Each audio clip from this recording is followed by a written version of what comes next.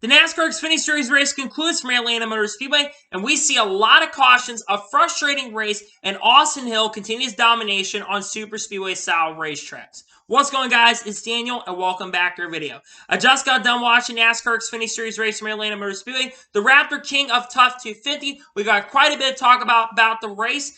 Let's go ahead and jump straight into it. So, before the green flag drop in today's race, a couple drivers have started the rear of the field. This would be Kyle Sieg and Joe Graf Jr. who had to go to the rear for unapproved adjustments. So, at the start of the race, he has Sammy Smith lead the field from the outside with John Nemechek on the inside, and John Nemechek got a really great push, but Austin Hill was able to get by all of them for the race lead. Then on lap 2, the first caution race to come out for Cesar Baccarello, who got loose off the corner and made hard contact with Joey Gacy, went back into the outside wall really hard, bringing out the caution, and both cars, unfortunately, would fall out of the race. Meanwhile, under the caution, we see Brandon Jones come down pit road to get some damage fixed on the front end of his car.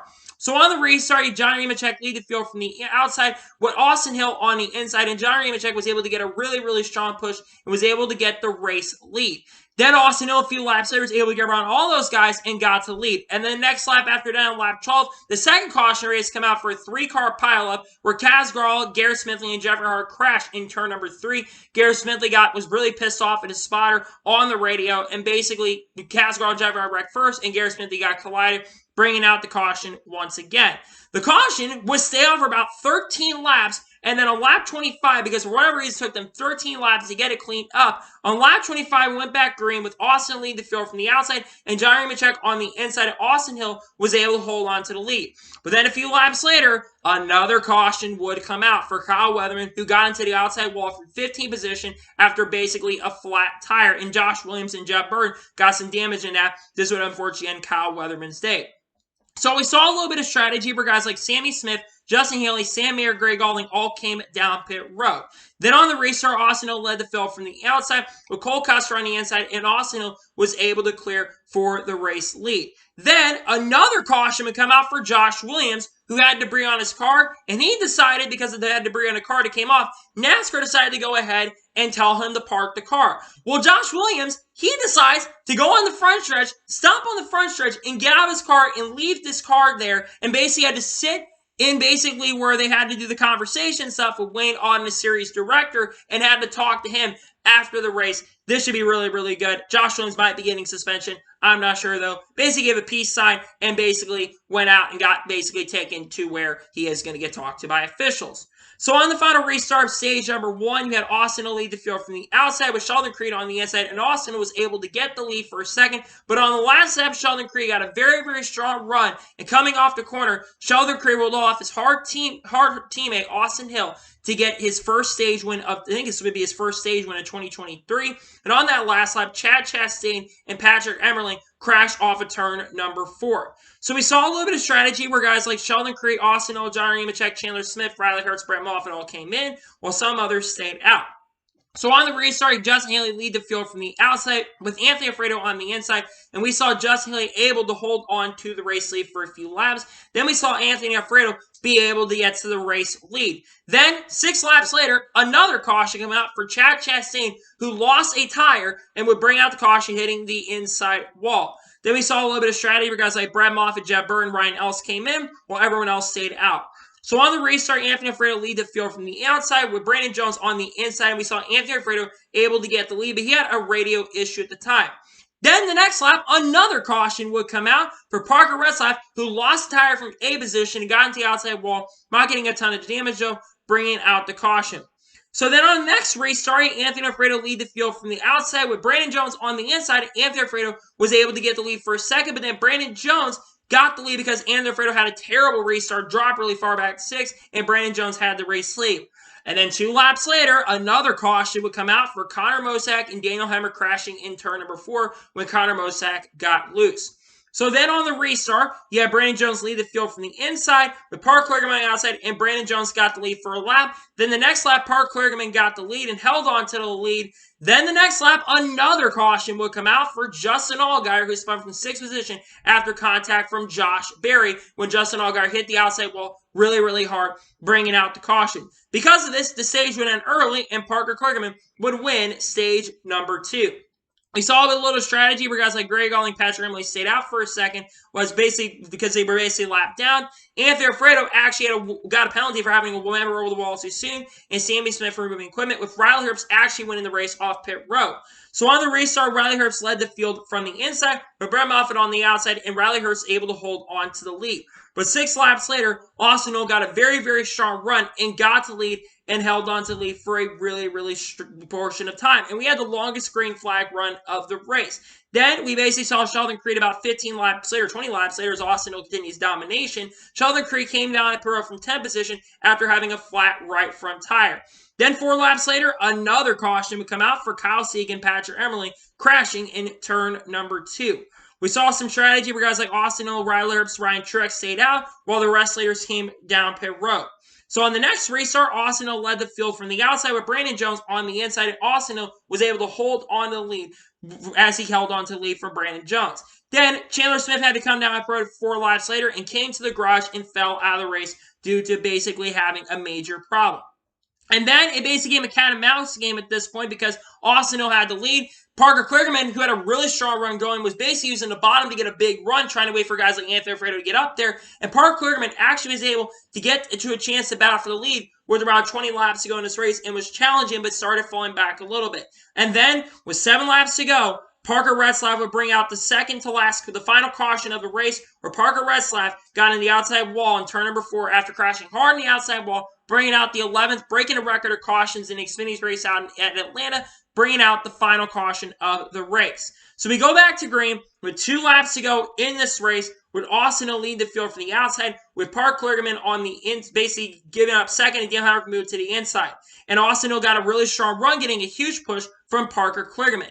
As we're coming to the white flag, and Austin Hill basically leading the field, Parker Kligerman pushing him. Parker Kligerman saying about making the field, making the move to the inside, trying to get there, tries to make a move to the outside, tries to make a move to the inside, but it would not work. He'd get turned coming down the front stretch by Daniel Hemrick, and Austin Hill would come off the final corner and continue his domination at super speedway tracks and wins at Atlanta Motor Speedway, as Parker Kligerman, Brendan Poole, Riley Herbst, and Justin Elliott all got involved in the final lap accident at the end of the race. Daniel Hemrick just completely straight up dumped him and took no responsibility. What a chum move by Daniel Hemrick, in my opinion, to dump somebody. He first got turned for a second. They all were wrecking coming to the line. A great finish at the end. And then Daniel Hemrick just completely dumped him at the end of the race, but Parker still got a great finish out of it.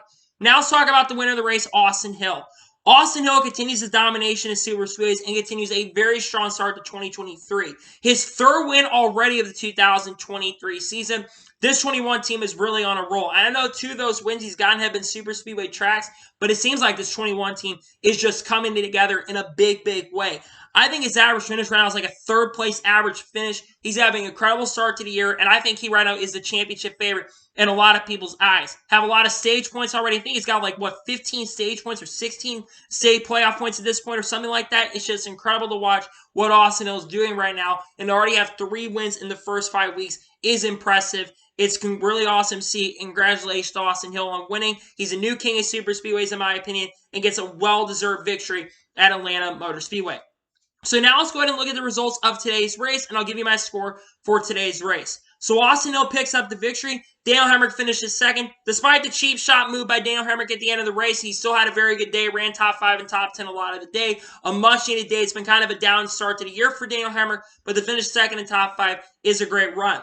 How about Ryan Truex finishing 3rd? Ryan Truex ran top 10 all day. Basically ran the best that 19 has ran all year. Once again, that 19's been good with Ryan Truex. I wish Ryan Truex is full-time in that 19 car, because I think he could win some races this year in that 19 car. But a fantastic run nonetheless to Ryan Truex in 3rd position. I love seeing Ryan Truex run good. He gets a very strong top 5 finish. Despite Parker Kligerman getting basically turned at the end, he still comes across the line in 4th place. A great run for Parker Kligerman today. He's the only one that really had anything most of the day for Austin Hill. That 48 was really, really strong. This is the best I've seen Parker Kligerman really perform all year long. Did a fantastic job and gets an awesome top 5 finish. Great run for Parker Kligerman. Riley Herbst finishes 5th. Again, a fantastic year continuing for Riley Herbst. He's been really strong all year. He's finished 5th. Another top 5 finish. He's had a great start to 2023. I think he's finished in the top 10 in all 5 races to start 2023, which I think him and Austin Hill, I think, are the only 2 drivers so far to finish in the top 10 all year so far. So great run from Riley Herbst in 5th place. Fantastic run for him. How about Brett Moffitt finishing 6th? He was up front near the end of the race. A great run for Brett Moffitt in 6th place. You love to see it. I think that Brett Moffitt has a decent shot to make the playoffs this year. So 6th place is a really good run for Brett Moffitt. Josh Berry finishes 7th despite the contact with Justin Allgaier. He still rebounds to finish in the top 10. Josh Berry's had an up and down start to 2023, so great run from Josh Berry at the end of the day. John Nemechek finishes 8th. Great run from John Hunter Nemechek, basically getting another top 10. I think he's also finished in the top 10 in all 5 races as well, so he's the 3rd driver to have top 10 in all 5 races. Great run from John Nemechek, who ends up finishing 10th. You love to see John Hunter get a strong finish. He finished 8th. Great run for him. Sam Mayer finishes 9th. Sam Mayer was quiet most of the day. Did have a little bit of a loose mistake on the backstretch in the middle portion of the race, but he finishes 9th. Solid run for him. How about Justin Haley finishing 10th? Getting some experience for tomorrow's Cup Series race at Atlanta Motor Speedway. A 10th place run, nonetheless, is a pretty good run for Justin Haley in 10th and Xfinity. I know a lot of people expect him to win, but it's still a very solid run for Justin Haley. Ryan Sieg finishes 11th. Ryan Sieg was quiet a lot of the day, but gets a good top 15 finish, building some confidence, building some points for this team. He finished 11th. Great run for him. Cole Custer finished 12th. Cole Custer been extremely disappointing. I know he got some stage points in stage number 1, but man, just been a disappointing year for Cole Custer so far. Has not really had the finishes to show for it, and he unfortunately finishes 12th. He's got to run a lot better if he's going to have to be a championship threat. He is not a championship threat right now, in my opinion, not even a Final Four contender right now. He's a playoff contender, but he needs to start doing a lot better. How about Brendan Poole finishing 13th? I know Brendan Poole crossed the line and ended up wrecking, but he gets top 15 finish for JD Motorsports. I know there was some trouble at JD Motorsports this past week with Bailey Curry and all that stuff, but the finish 13th, great run for Brendan Poole. Anthony Alfredo finishes 14th. What it could have been for Anthony Alfredo. He had a car that could easily won this race. That 78 car was really, really fast. One of the few cars that could have contended with Austin Hill. Led a lot of laps today. Was really good handling. Just could never get up there near the end, but he finishes 14th. Great run for him. Jeremy Clements finishes 15th. Not a bad run. Jeb Burr finishes in 16th. Sammy Smith, who won last week at Phoenix, he had some trouble in this race. I think he may have had a flat tire near the end of the race and just never recovered. He finishes 17th. Tough break for him. Patrick Emmerling finishes 18th. Brandon Jones continues his struggling start to 2023. He finishes 19th. He has just had an awful start to 2023. He really needs to turn the corner here soon because he's getting in jeopardy of missing the playoffs. He's already so far below the cutoff line. He's got to turn the season around quickly. He finished 19th. Greg Gaulding finishes 20th. Sheldon Creed had a flat tire, recovers if only to finish up in 21st position. Sheldon Creed had a really strong car today too. It's a shame he hasn't had the finishes recently. Well, he did have a good finish at Phoenix, but it's a shame he couldn't get the finish he deserved, but he finishes 21st.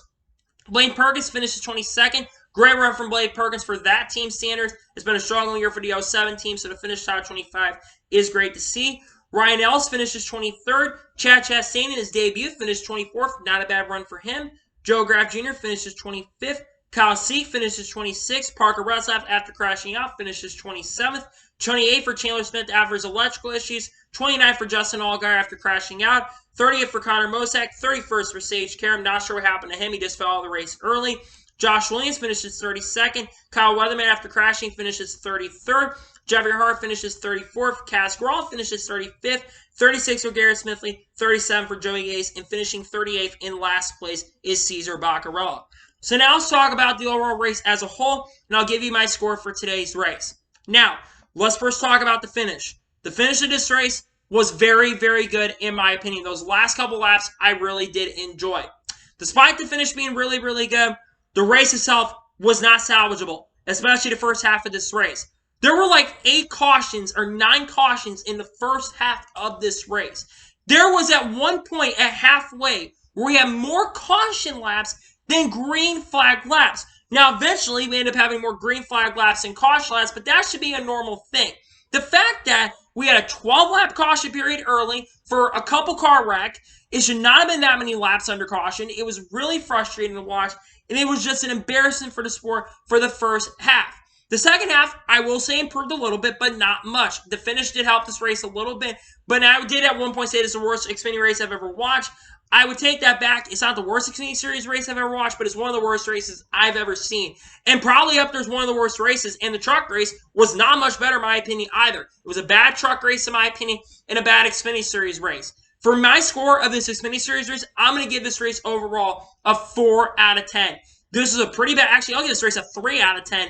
This has been my least favorite race of the year so far, It was really bad. It was embarrassing for the sport at times, and it was just really frustrating to watch. I really hope the Cup race tomorrow is better than this, because this is very unbearable and very frustrating to watch, in my honest opinion. So anyways, that is going to today's NASCAR Xfinity Series race review from Atlanta Motor Speedway. I want to thank you guys for watching. Please like, subscribe to the channel, notifications on so you notified to win a video does go live on my channel. Follow me on Twitter, Facebook, and Instagram, and support me on Patreon as well. Links go below over that, and comment below your thoughts below on today's race. What are your thoughts on today's race? Let me know below. Let me know your score in the comments below, and congratulate Austin on continuing his domination at super speedways and winning at Atlanta. Let me know your thoughts in the comments below. Tomorrow on my channel, we're going to have 2 videos on the channel. We're going to have the NASCAR Cup Series starting lineup for the Cup race at Atlanta, and we're also going to have the Cup review from Atlanta Motor Speedway. Hopefully that race is better than what we saw in the Xfinity Series race and the truck races today. So anyways, like I said, I want to thank you guys for watching today's episode, and I'll see you guys next time for some more great, awesome NASCAR content and other motorsports content on the channel like this. Take care, everybody.